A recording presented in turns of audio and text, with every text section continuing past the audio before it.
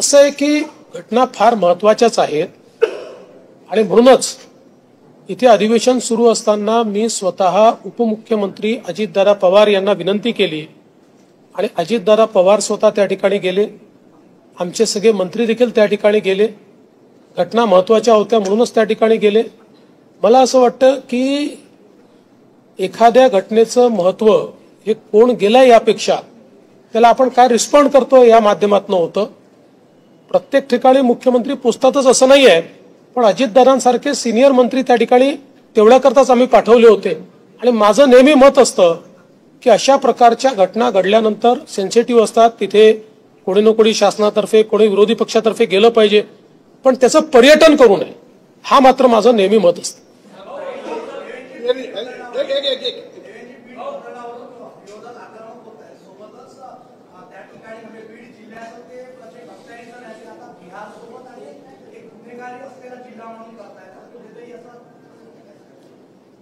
असे घटना जेव्हा घडतात त्यावेळी अशा प्रकारच्या चर्चा होतात, पॅरलल्स ड्रॉ होतात।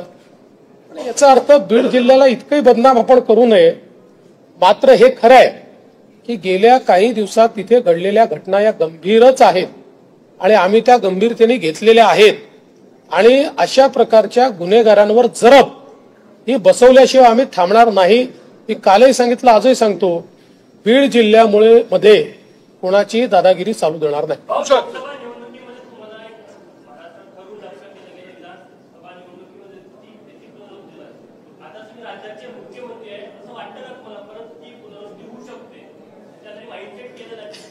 असं आहे की विरोधकांना जे करायचं आहे ते करतीलच, पण गेल्या 5 वर्षात मला टार्गेट केल्यानंतर त्यांच्या हाती काय मिळालं याचा विचार त्यांनी केला तर कदाचित नाही करणार आणि त्यांना जर आत्मचिंतन नाही करता आलं तर पुन्हा करतील।